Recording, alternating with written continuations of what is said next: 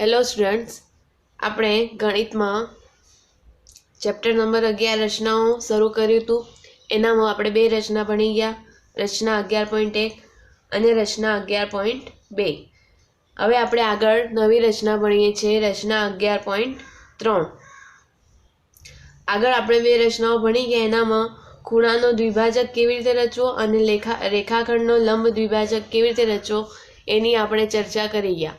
હવે અહીં આપણે રચના 11.3 શું કરવાનું છે, તો આપેલા કિરણના ઉદ્ભવ બિંદુએ 60° માપના ખૂણાની રચના કરવી. એટલે કે કિરણનું ઉદ્ભવ બિંદુ જ્યાં થાય એક કિરણ લેવાનું છે અને એનું ઉદ્ભવ બિંદુ જે હોય તો અહીંયા કેટલા અંશના ખૂણાના માપની રચના કરવાની છે? 60° ખૂણાના માપની રચના કરવાની છે. તો પહેલા અહીં આપણે સૌપ્રથમ શું કરીશું, તો અહીં લખીશું આપણે પહેલા તો ઉદ્ભવ બિંદુ એ વાળું કિરણ AB લઈએ. બરાબર, એટલે આપણે એક કિરણ લેવાનું છે. કયું? ઉદ્ભવ બિંદુ એ વાળું કિરણ લેવાનું છે. ઓકે, અને ખૂણો CAB બરાબર 60° થાય એવું કિરણ AC રચો.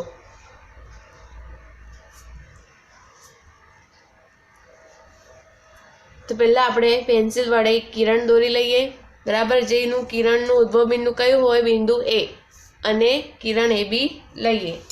તો આપણે સૌપ્રથમ કોઈ પણ માપ વગર એક કિરણ દોરીશું, કિરણ જેને નામ આપીશું કિરણ AB.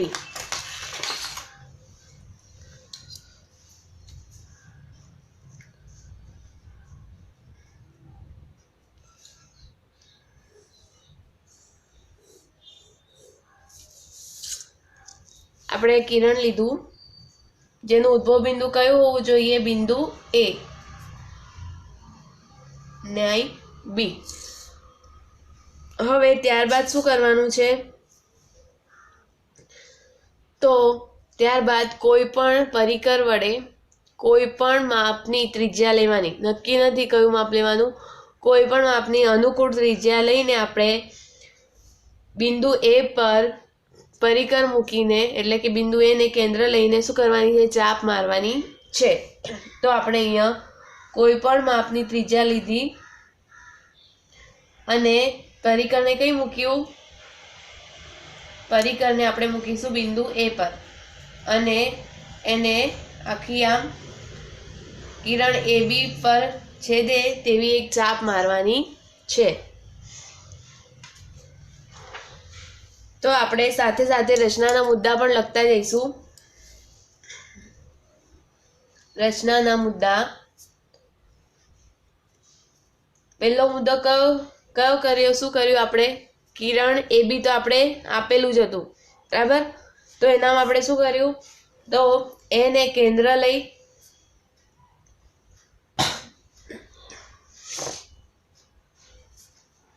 કોઈક ત્રિજ્યા લઈ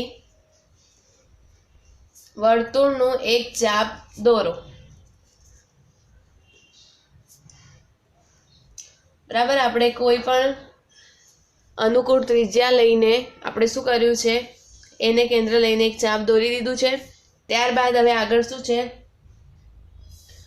તે ચાપ જે છે એ AB ને જ્યાં છેદે તે બિંદુને D નામ આપો.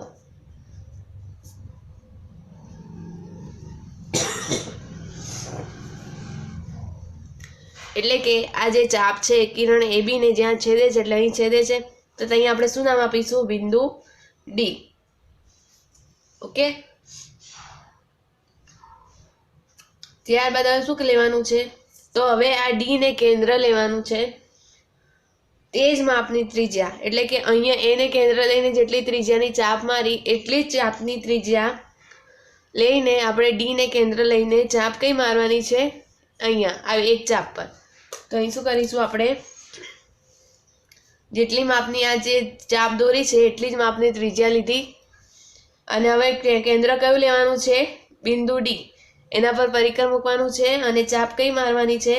આજે આપણે પહેલી ચાપ દોરી છે એના પર જ બીજી ચાપ મારવાની છે, બરાબર? બીજી ચાપ મારી દીધી તો લખીશું હવે આગળ બીજો મુદ્દો. ડી ને કેન્દ્ર લઈ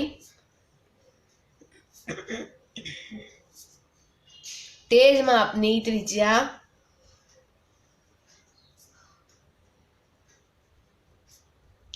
લઈ એક ચાપ દોરો.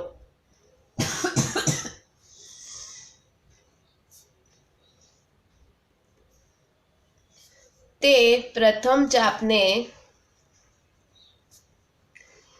જે બિંદુમાં છેદે,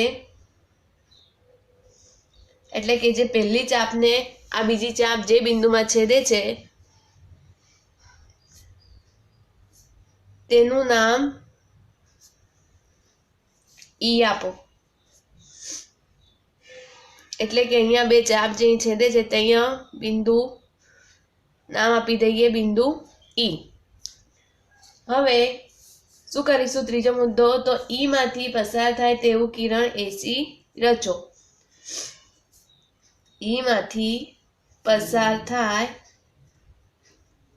તેવું કિરણ એસી રચો. એટલે કે આ જે ઈ છે એ બિંદુમાંથી પસાર થાય તેવું કિરણ એસી, એટલે એથી કિરણ લંબાવવાનું છે, બરાબર? અને શેનામાંથી પસાર થવું જોઈએ? ઈ માંથી. તો અહીં આપણે ફૂટપટ્ટી વડે ઈ માંથી પસાર થાય એવું કિરણ એસી દોરીશું.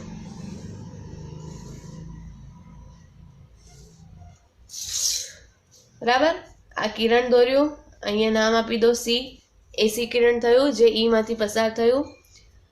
તો આ જે ખૂણો આપણે મળ્યો, આપણે એ કયો મળ્યો? 60° ખૂણો મળ્યો. તેથી ખૂણો CAB માંગેલ 60° ખૂણો છે.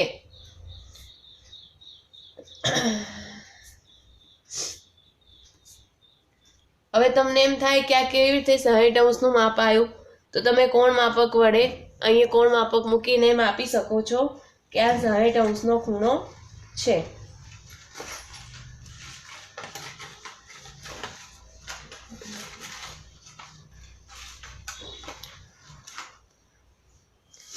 આ કોણ માપક છે એ કોણ માપકને આપણે અહીંયા મૂકીએ, બરાબર? દેખો મેં અહીં બરાબર વચ્ચે મૂક્યું, આ કિરણ પર જ મૂક્યું છે કોણ માપક. અને અહીંથી દેખો આ જે ખૂણો જાય છે એ 60° છે, બરાબર?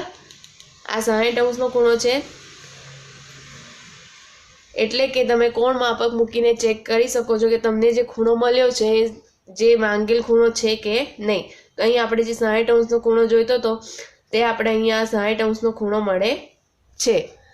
ઓકે, કોણ માપક જરીક જૂનું છે એટલે તમારે બરાબર દેખાય નહીં, પણ તમે જ્યારે રચના દોરવા બેસો ત્યારે કોણ માપક લેજો અને ખૂણો દોરાયા બાદ કોણ માપક મૂકીને ચેક કરી લેવાનું કે આ જે માપનો ખૂણો આપણે દોર્યો છે એ માપનો ખૂણો મળે છે કે નહીં.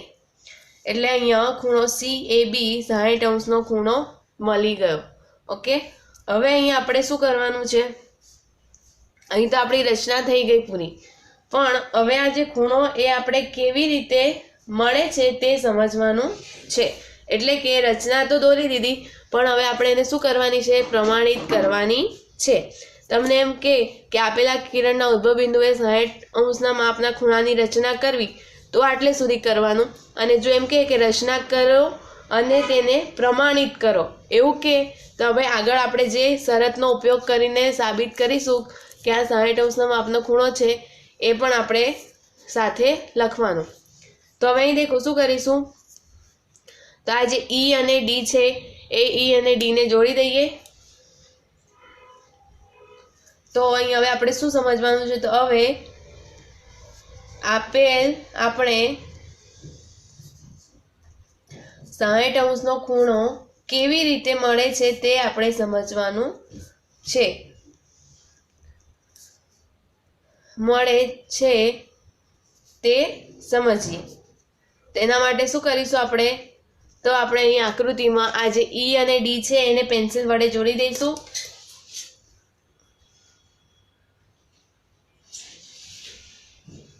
જોડી દીધું એટલે આ એક ત્રિકોણ બની ગયો. દેખો, ઈ અને ડી ને પેન્સિલ વડે જોડી દેશો,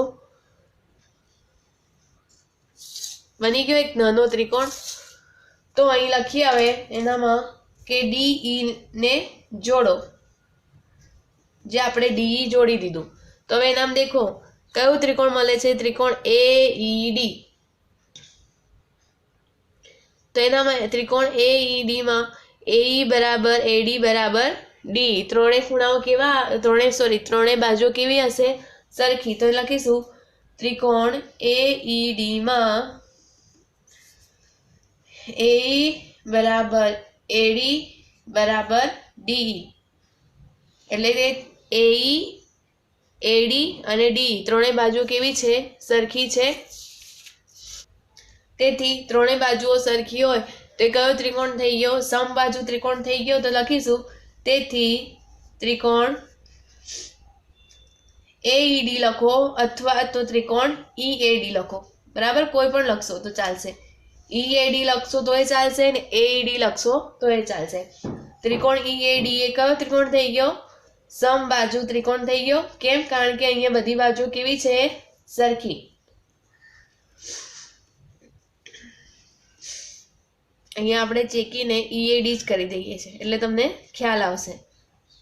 બરાબર, કોઈ AED લખો તોય ચાલશે ને EAD લખશો તોય ચાલશે. ત્રિકોણ EAD માં ત્રણેય બાજુઓ સરખી છે, તેથી ત્રિકોણ EAD કયો ત્રિકોણ છે? સમબાજુ ત્રિકોણ છે. અને તેમાં ખૂણો EAD સમબાજુ ત્રિકોણ હોય તો તેના ખૂણાઓ બી કેવા હોય? સરખા હોય. સમબાજુ ત્રિકોણ ના ખૂણાનું માપ કેટલું હોય? 60 અંશ જ હોય. તો આપણે સાબિત કર્યું કે ત્રણેય બાજુ સરખી છે એટલે EAD એ સમબાજુ ત્રિકોણ છે. તેથી ખૂણો EAD કેટલો હશે? 60 અંશ હશે.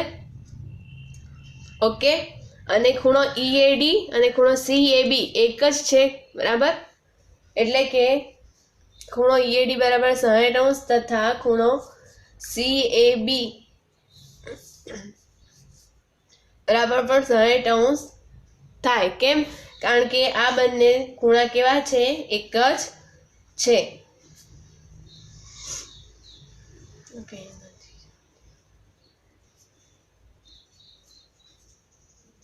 બરાબર, એટલે આપણે અહીંયા સાબિત કર્યું કે EAD બરાબર 60 અંશ છે.